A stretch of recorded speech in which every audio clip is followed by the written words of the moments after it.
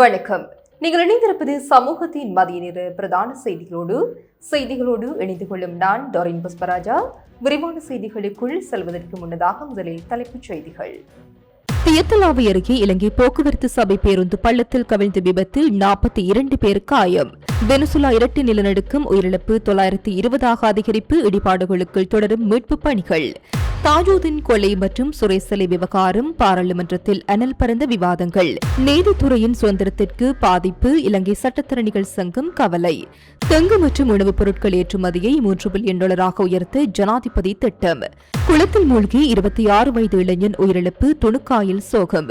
பேருந்தில் பெண்ணிடம் முறைகேடாக நடக்க முயன்ற ராணுவ அதிகாரி ஜாழ்ப்பாணத்தில் கைது. வவுனியாவில் போலி தேன் தயாரிப்பு நிலையம் முற்றுகை. 580 லிட்டர் சீனி பானி பறிமுதல். பெண் கைது.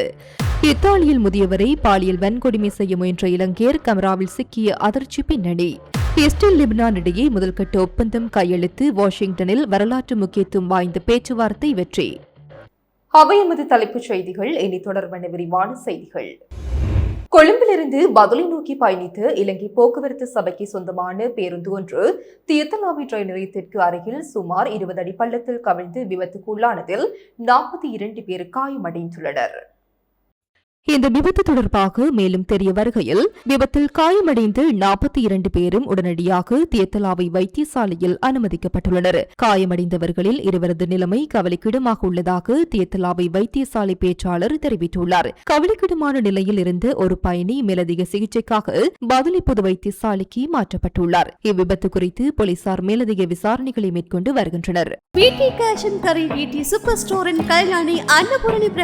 அன்றாட வாழ்க்கையின் அனைத்து பொருட்களையும் ஒரே இடத்தில் பெற்றுக்கொள்ள வெனிசுலாவில் ஏற்பட்டு அடுத்தடுத்து சக்தி வாய்ந்த இரட்டை நிலநடுக்கங்களில் சிக்கி உயிரிழந்தவர்களின் எண்ணிக்கை 920 அதிகரித்துள்ளதாக சர்வதேச ஊடகங்கள் செய்தி வெளியிட்டுள்ளன. நிலநடுக்கம் காரணமாக இதுவரை 920 பேர் உயிரிழந்துள்ளதோடு 3360க்கும் மேற்பட்டோர் காயமடைந்துள்ளதாக அதிகாரப்பூர்வமாக அறிவிக்கப்பட்டுள்ளது. மேலும் ஆயிரக்கணக்கானோர் தங்குமிடங்களை இழந்து இடம்பெயர்ந்துள்ளனர். நிலநடுக்கத்தால் நூற்றுக்கணக்கான கட்டடங்கள் இடிந்து விழுந்துள்ளதால் இடிபாடுகளுக்குள் அடியில் சிக்கியுள்ளவர்களை மீட்பதற்கான பணிகள் இரவும் பகலுமாக தொடர்ந்து நடைபெற்று வருகின்றன. உள்ளூர் மீட்புக் குழுவினருடன் இணைந்து சர்வதேச மீட்புக் குழுவினரும் இப்பணிகளில் ஈடுபட்டுள்ளனர். வெனிசுலாவில் கடந்த புதன்கிழமை ரிக்டர் அளவுகோலில் 7.2 மற்றும் 7.5 ஆகிய மெக்னிடியூட் அளவுகளில் ஒரு நிமிட இடைவெளிக்குள் அடுத்தடுத்து 2 மிக சக்தி வாய்ந்த நிலநடுக்கங்கள் ஏற்பட்டன. இது வெனிசுலா வரலாற்றில் கடந்த ஒரு நூற்றாண்டில் ஏற்பட்ட மிக மோசமான நிலநடுக்கமாக பதிவாகியுள்ளது. பாதிக்கப்பட்ட பகுதிகளில் தொடர்ந்து நில அதிர்வுகள் ஏற்பட்டு வருவதால் மீட்புப் பணிகளில் சவால்கள் நீடித்து வருவதாக தெரிவிக்கப்படுகிறது. பாராளுமன்றத்தில் நடைபெற்ற போதைப்பொருள் ஒழிப்பு மற்றும் திட்டமிட்டு குற்ற செயல்களை தடுத்தல் தொடர்பான சபை ஒத்திவைப்பு வேலை விவாதத்தின் போது முன்னாள் ட்ரக்கர் வீரர் வசீம் தாஜூதின் கொலை வழக்கு மற்றும் சுரேசலைவின் கைது விவகாரங்கள் தொடர்பாக ஆளுங்கட்சி மற்றும் எதிர்க்கட்சி உறுப்பினர்களுக்கு இடையே கடுமையான குற்றச்சாட்டுகள் முன்வைக்கப்பட்டன.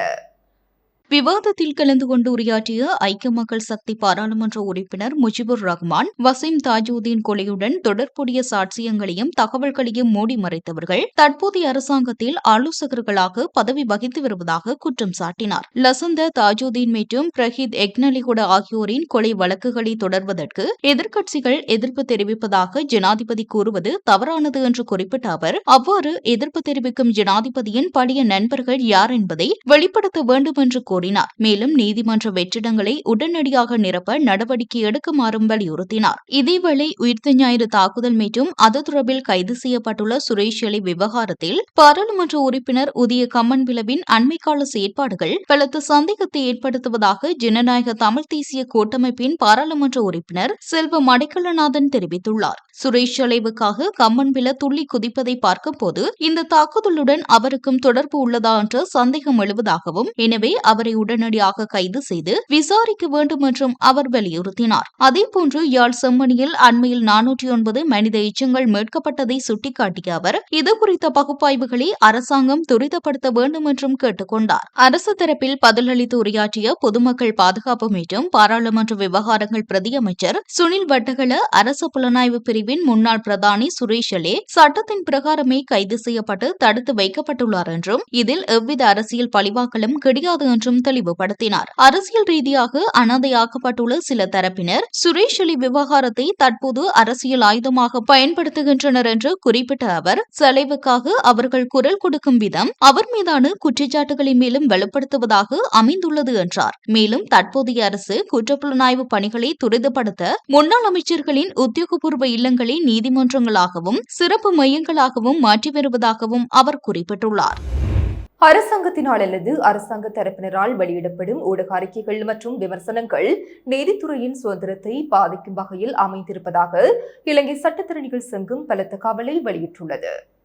இத்தகைய கருத்துக்கள் ஜனநாயகத்தின் அடிப்படை கட்டமைப்பிற்கு பாதகம் விளைவிப்பதாக அமைந்துள்ளதாகவும் சங்கம் சுட்டிக்காட்டியுள்ளது. இது தொடர்பாக இலங்கை சட்டத்தரணிகள் சங்கம் விடுத்துள்ள விசேட அறிக்கையில் மேலும் தெரிவிக்கப்பட்டுள்ளதாவது, நீதித்துறையின் சுதந்திரம் மற்றும் நீதித்துறையின் மீதான பொதுமக்களின் நம்பிக்கை ஆகிய இரண்டுமே சட்டத்தின் ஆட்சியையும் ஜனநாயக கட்டமைப்பையும் பாதுகாப்பதற்கான தவிர்க்க முடியாத முதன்மை தூண்களாகும். நீதித்துறை முற்றிலும் சுதந்திரமாக செயற்படுவது மட்டுமில்லாமல் அது எவ்விதமான வெளிப்புற அழுத்தங்களுக்கும் அல்லது தலையீடுகளுக்கும் உட்பட்டிருக்க என்பதை பொதுமக்கள் உணரும் வகையில் அதன் செயல்பாடுகள் அமைந்திருப்பது மிக முக்கியமானது என அந்த அறிக்கையில் வலியுறுத்தப்பட்டுள்ளது. எனவே இந்த விவகாரம் தொடர்பில் அரசாங்கம் மிகுந்த பொறுப்புடன் செயல்பட வேண்டும் என சட்டத்தரணிகள் சங்கம் கேட்டுக் கொண்டுள்ளது. அத்துடன் நீதித்துறையின் சுயாதீன தன்மையை பாதுகாப்பதற்கும் அதன் மீதான பொதுமக்களின் நம்பிக்கையை உறுதிப்படுத்துவதற்கும் தேவையான அவசர நடவடிக்கைகளை உடனடியாக மேற்கொள்ள வேண்டும் என்றும் இலங்கை சட்டத்தரணிகள் சங்கம் அரசாங்கத்தை பலமாக வலியுறுத்தியுள்ளது.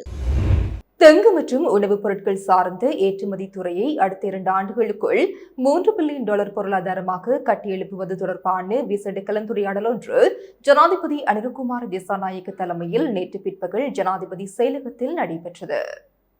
இக்கலந்துரையாடலின் போது தெங்கு சார்ந்த ஏற்றுமதியை $2 பில்லியன் உணவுப் பொருட்கள் சார்ந்த ஏற்றுமதியை $1 பில்லியன் உயர்த்துவதே இதன் நோக்கமாகும். ஏற்றுமதி பன்முகப்படுத்தல் மற்றும் பெறுமதி சேர்க்கப்பட்ட தயாரிப்புகளை ஊக்குவிப்பதற்கு தேவையான அனைத்து ஆதரவுகளையும் வழங்க அரசாங்கம் தயாராக உள்ளது. வடபகுதியில் கைத்தொழில்களை ஆரம்பிப்பதற்கான ஊக்குவிப்புகள் வழங்கப்படும் என்றும், குறிப்பாக தெங்கு சார்ந்த கைத்தொழில்களை நிறுவுவதற்கு அதிகபட்ச ஆதரவு வழங்கப்படும் என்றும் ஜனாதிபதி தெரிவித்தார். உள்நாட்டு உற்பத்தியாளர்களை பாதுகாக்கும் வகையில் ஏற்றுமதிக்கு தேவையான மூலப்பொருட்களை இறக்குமதி செய்வதை முறைப்படுத்துவது குறித்து ஆலோசிக்கப்பட்டது. தொழிற்துறையினரால் முன்வைக்கப்பட்ட பரிந்துரைகளை கருத்தில் கொண்டு எதிர்கால திட்டங்கள் வகுக்கப்படும் என தெரிவித்த ஜனாதிபதி, உள்நாட்டு விநியோக சங்கிலியை பலப்படுத்தி ஏற்றுமதியை அடிப்படையாக கொண்ட உற்பத்தி பொருளாதாரத்தை கட்டியெழுப்புவதே தமது அரசின் முக்கிய நோக்கம் என்றும் சுட்டிக்காட்டினார். முல்லைத்தீவு துணுக்காய் பகுதியில் உள்ள குளம் ஒன்றில் மூழ்கி 26 வயதுடைய இளைஞர் ஒருவர் உயிரிழந்த சம்பவம் அப்பகுதியில் பெரும் சோகத்தை ஏற்படுத்தியுள்ளது. துணுக்கை பிரதேச செயலாளர் பிரிவுக்குட்பட்ட கல்விலான் கிராமத்தில் அமைந்துள்ள கல்விலான் குளத்திலேயே இச்சம்பவம் இடம்பெற்றுள்ளது. இச்சம்பவத்தில் அதே பகுதியைச் சேர்ந்த 26 வயது இளைஞரே உயிரிழந்துள்ளார். குறித்த இளைஞர் நேற்று முன்தினம் பிற்பகல் தூண்டில் எடுத்துக்கொண்டு மீன்பிடிப்பதற்காக குளத்திற்கு சென்றுள்ளார். எனினும் நீண்ட நேரமாகியும் அவர் வீடு திரும்பாததால் சந்தேகமடைந்த அவரது தந்தையார் நேற்று காலை குளக்கரைக்கு சென்று தேடியுள்ளார். இதன்போது குளத்தின் நீரில் அன்பரசன் சடலமாக மிதப்பதைக் கண்டு அதிர்ச்சியடைந்துள்ளார். உயிரிழந்த இளைஞருக்கு நீண்ட நாட்களாக வலிப்பு நோய் இருந்ததாக கூறப்படுகிறது. இதனால் அவர் மீன்பிடித்துக் கொண்டிருந்த போது திடீரென வலிப்பு ஏற்பட்டு நிலை தடுமாறி குளத்திற்குள் விழுந்திருக்கலாம் என சந்தேகிக்கப்படுகிறது. இச்சம்பவம் குறித்து பகுதி போலீசாருக்கு தகவல் வழங்கப்பட்டுள்ளதுடன் மரணம் தொடர்பான மேலதிக விசாரணைகளை போலீசார் மேற்கொண்டு வருகின்றனர். இத்துயர சம்பவம் கல்விலான் கிராம மக்களை ஆழ்ந்த துயரத்தில் ஆழ்த்தியுள்ளது. Blue ocean group of companies இலங்கையின் வளர்ச்சியோடு உங்கள் வாழ்க்கையையும் உயர்த்துகிறோம். யாழ்ப்பாணத்தில் பேருந்தில் பயணித்து பெண் ஒருவரிடம் தவறான முறையில் நடந்து கொள்ள முயன்று ராணுவ கேப்டன் திரு அதிகாரியொருவர் யாழ்ப்பாணம் போலீசாரினால் கைது செய்யப்பட்டுள்ளார். யாழில் கடமையாற்றும் குறித்த ராணுவ அதிகாரி விடுமுறையில் தனது சொந்த ஊருக்கு சென்றுவிட்டு மீண்டும் யாழ்ப்பாணத்திற்கு திரும்பிய போதே இச்சம்பவம் இடம்பெற்றுள்ளது. யாழ்ப்பாண நகர பேருந்து நிலையத்தில் இறங்கிய அந்த ராணுவ அதிகாரி அங்கிருந்து பலாலி நோக்கி செல்லும் உள்ளூர் பேருந்தில் ஏறி பயணித்துள்ளார். அந்த பேருந்தில் பயணித்த பெண் ஒருவரிடம் அவர் முறைகேடாக நடக்க முயன்றதாக கூறப்படுகிறது. இதனால் அதிர்ச்சியடைந்த அந்த பெண்மணி பேருந்துக்குள்ளேயே சத்தமிட்டு தனது எதிர்ப்பை வெளியிட்டுள்ளார். பெண்மணியின் சத்தத்தை கேட்டு பேருந்தில் இருந்த சக பயணிகள் மீண்டும் நடத்துனர் உடனடியாக செயல்பட்டார். பேருந்து பலாலி வீதியில் பயணித்துக் கொண்டிருந்த போது உடனடியாக யாழ்ப்பாணம் போலீஸ் நிலையத்தை நோக்கி திருப்பப்பட்டது. இதனைத் தொடர்ந்து பாதிக்கப்பட்ட பெண்ணின் முறைப்பாட்டின் அடிப்படையில் குறித்த ராணுவ அதிகாரியை யாழ்ப்பாணம் போலீசார் கைது செய்தனர். இச்சம்பவம் குறித்து போலீசார் மேலதிக விசாரணைகளை மேற்கொண்டு வருகின்றனர். வவுனியா வேப்பங்குளம் பகுதியில் உள்ள வீடு ஒன்றில் நேற்றிரவு சுகாதார பரிசோதகர்கள் மற்றும் போலீசார் இணைந்து நடத்திய அதிரடி சுற்றி வளைப்பில் விற்பனைக்காக தயார் செய்யப்பட்டிருந்த 580 லிட்டர் போலீஸ் சீனிப்பானி கைப்பற்றப்பட்டுள்ளதுடன் பெண் ஒருவர் கைது செய்யப்பட்டுள்ளார். வவுனியாவில் இவ்வளவு அதிக அளவிலான சீனிப்பானி கைப்பற்றப்பட்டிருப்பது இதுவே முதல் முறை என அதிகாரிகள் தெரிவித்துள்ளனர். வவுனியா பிராந்திய சுகாதார வைத்திய அதிகாரி மற்றும் சிரேஷ்ட பொது சுகாதார பரிசோதகரின் வழிகாட்டலில் நெலுக்குளம், பூவரசங்குளம் உள்ளிட்ட பகுதி பொது சுகாதார பரிசோதகர்கள் போலீசாருடன் இணைந்து வேப்பங்குளம் 8ஆம் ஒழுங்கியில் உள்ள வீடு ஒன்றை சோதனையிட்டனர். இதன்போது போலி தேன் தயாரிப்பதற்காக 40 லிட்டர் கொள்ளளவு கொண்ட 7 கலன்களிலும் பெரிய பெரல்களிலும் காய்ச்சி வைக்கப்பட்டிருந்த 580 லிட்டர் சீனிப்பானி கண்டுபிடிக்கப்பட்டது. மேலும் அவற்றை அடைப்பதற்கான வெற்று போத்தல்களும் நுகர்வோர் ஏமாற்றுவதற்காக வைக்கப்பட்டிருந்த தேன்மெழுகு வதைகளும் அதிகாரிகளால் பறிமுதல் செய்யப்பட்டன. இச்சோதனையின் போது சீனிப்பானியை காய்ச்சி விற்பனையில் ஈடுபட்டு வந்த முக்கிய நபர்கள் தப்பியோடியுள்ளனர். எனினும் வீட்டின் உரிமையாளரான பெண் ஒருவர் கைது செய்யப்பட்டுள்ளார். கைப்பற்றப்பட்ட போலி சீனிப்பானிகளை நீதிமன்றத்தில் ஒப்படைக்கவும் கைது செய்யப்பட்ட பெண்ணை நீதிமன்றத்தில் முற்படுத்தவும் சுகாதார பரிசோதகர்கள் மேலதிக நடவடிக்கைகளை மேற்கொண்டு வருகின்றனர். இத்தாலியில் தான் பராமரித்து வந்த வயதான பெண்மணி ஒருவரிடம் பாலியல் வன்கொடுமையில் ஈடுபட முயன்றதாக கூறப்படும் 63 வயதுடைய இளைஞர் ஒருவருக்கு எதிரான வழக்கு விசாரணை அந்த நாட்டு நீதிமன்றத்தில் பரபரப்பை ஏற்படுத்தியுள்ளது. கடந்த 2009ஆம் ஆண்டு முதல் இத்தாலியின் படுவா நகரில் வசித்து வரும் இந்த இளைஞர் பாதிக்கப்பட்ட முதியவரின் வீட்டிலேயே தங்கி அவரை பராமரிக்கும் ஊழியராக பணிபுரிந்து வந்துள்ளார். கடந்த ஆண்டு அக்டோபர் மாதம் இடம்பெற்ற இக்கோர சம்பவம் தொடர்பான விவரங்கள் தற்போது நீதிமன்ற விசாரணையின் மூலம் வெளியாகியுள்ளன. பாதிக்கப்பட்ட முதியவரின் மகள் தனது கைபேசி செயலி மூலம் வீட்டில் உள்ள கண்காணிப்பு கேமராவை திடீரென சோதித்துள்ளார். அப்போது தாயின் அறையில் இந்த இளைஞர் மிகவும் தவறான முறையில் நடந்து கொள்வதைக் கண்டு அவர் அதிர்ச்சியடைந்தார். உடனடியாக அவர் கேமராவின் மைக்ரோபோன் ஊடாக என் தாயை விட்டு உடனே தள்ளிப்போ என்று சத்தமாக கத்தியுள்ளார். மகளின் எச்சரிக்கை குரலை கேட்டு அந்த இளைஞர் பயந்து விலகியதால் ஒரு பாரிய குற்றச்செயல் தடுக்கப்பட்டதாக அரசு தரப்பு நீதிமன்றத்தில் தெரிவித்துள்ளது. சம்பவம் நடந்த உடனே தாயின் வீட்டுக்கு விரைந்த மகள் அந்த ஊழியரை பணியிலிருந்து நீக்கியதுடன் போலீசாரிலும் முறைப்பாடு செய்துள்ளார். தற்போது நீதிமன்றத்தில் நடைபெற்று வரும் இந்த வழக்கில் தன் மீதான குற்றச்சாட்டை சந்தேக நபர் முற்றாக மறுத்துள்ளார். கேமராவில் பதிவாகியிருப்பது நானல்ல என்றும் அவர் வாதிட்டுள்ளார். ஆனால் மகள் சமர்ப்பித்த வீடியோ ஆதாரங்கள் மற்றும் தாயின் மருத்துவ அறிக்கைகள் அவர் மீதான குற்றச்சாட்டை உறுதிப்படுத்தும் பலத்த ஆதாரங்களாக கருதப்படுகின்றன. இதற்கிடையில் தனக்கு இத்தாலிய மொழி தொழில்நுட்ப ரீதியாக முழுமையாக புரியவில்லை என்பதால் வழக்கை ஒத்திவைக்க வேண்டும் என்று பிரதிவாதி தரப்பு கோரியது. ஆனால் அவர் 2009 முதல் இத்தாலிய குடும்பங்களுடன் பணிபுரிந்து வருவதால் அவருக்கு மொழி தெரியும் என்று கூறி நீதிமன்றம் அந்த கோரிக்கையை நிராகரித்தது. எனினும் நீதிமன்றத்தில் ஒரு மொழிபெயர்ப்பாளரின் உதவியை பெற அனுமதி வழங்கப்பட்டுள்ளது. கோடைக்கால விடுமுறைக்கு பின்னர் இந்த வழக்கின் அடுத்த கட்ட விசாரணை மற்றும் தீர்ப்பு குறித்த விவரங்களை இலையுதிர் காலத்தில் நீதிபதி அறிவிப்பார் என தெரிவிக்கப்பட்டுள்ளது. இஸ்ரேலுக்கும் ஈரானின் ஆதரவு பெற்று ஹிஸ்புல்லா அமைப்பினருக்கும் இடையே நிலவி வரும் மோதல்களை முடிவுக்கு கொண்டு வரும் நோக்கில் அமெரிக்காவின் வாஷிங்டனில் பல நாட்களாக நடத்தப்பட்ட பேச்சுவார்த்தைகளின் பலனாக இஸ்ரேலும் லெபனானும் முதற்கட்ட ஒப்பந்தத்தில் கையெழுத்திட்டுள்ளன.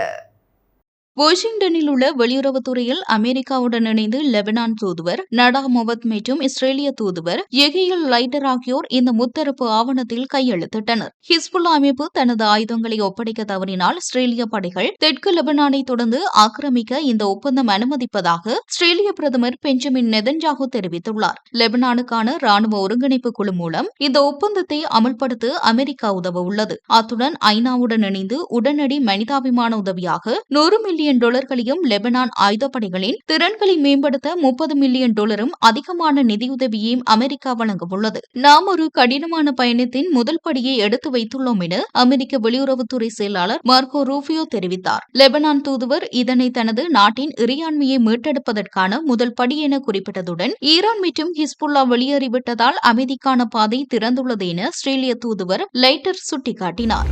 இலங்கையின் பல மாகாணங்களிலும் மாவட்டங்களிலும் இன்றும் கனமழை மற்றும் பலத்த காற்று வீசக்கூடும் என வளிமண்டலவியல் திணைக்களம் அறிவித்துள்ளது.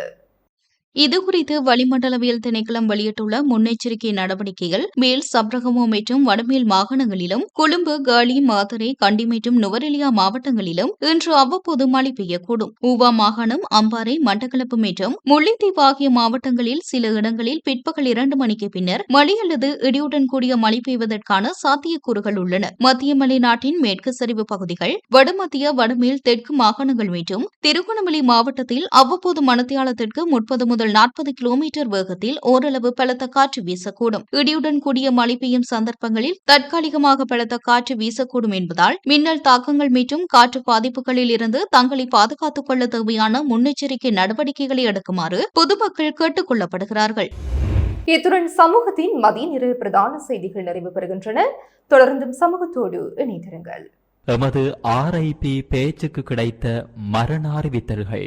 யாழ்ப்பாணம் பருத்தித்துறை சுப்பர்மடத்தை பிறப்பிடமாகவும் வதிவிடமாகவும் கொண்டிருந்த திரு பசுபதி பாலகிருஷ்ணன் அரியராசா அவர்கள் 26/6/2026 வெள்ளிக்கிழமை அன்று காலமானார். யாழ்ப்பாணம் ஆவரங்கால் நெல்லியோடை வீதியை புறப்படமாகவும் வதிவிடமாகவும் கொண்டிருந்த திருமதி நடேசு உமாபதி மகேஷ் அவர்கள் 26/6/2026 வெள்ளிக்கிழமை அன்று இறைப்பதமடைந்தார். யாழ்ப்பாணம் சுழிபுரம் தொல்புரத்தை புறப்படமாகவும் லண்டனை வதிவிடமாகவும் கொண்டிருந்த திரு முத்துக்குமாரு விவேகானந்தன் அவர்கள் 26/6/2026 வெள்ளிக்கிழமை அன்று காலமானார். யாழ்ப்பாணம் திருநெல்வேலியை புறப்படமாகவும் கனடா மான்ட்ரியல் மற்றும் ஐக்கிய அமெரிக்கா நியூயார்க் ஆகிய இடங்களை வாழ்விடங்களாகவும் கொண்டிருந்த திரு சிவசம்பு சோதிரட்னம் அவர்கள் 26/6/2026 வெள்ளிக்கிழமை அன்று நியூயார்க் ஸ்டேட்டன் தீவில் காலமானார். மேலே அறிவிக்கப்பட்ட அனைத்து மரண அறிவித்தல் இறுதிக்கிரியை பற்றிய தகவல்களை அறிந்து கொள்ள ரிப் பேஜை பார்வையிடுங்கள். இதற்கான லிங்க் கீழிருக்கும் டிஸ்கிரிப்ஷனில் பார்வையிடலாம். இது போன்ற செய்திகளை தெரிந்து கொள்ள சமூகம் நியூஸ் சேனலை சப்ஸ்கிரைப் செய்து அருகில் உள்ள பெல் பட்டனை கிளிக் செய்யுங்கள். மேலும் இது போன்ற செய்திகளை உடனுக்குடன் தெரிந்து கொள்ள சமூகமீடியா.com என்ற இணையதளத்தின் வாயிலாகவும் எங்களுடன் இணைந்திருங்கள்.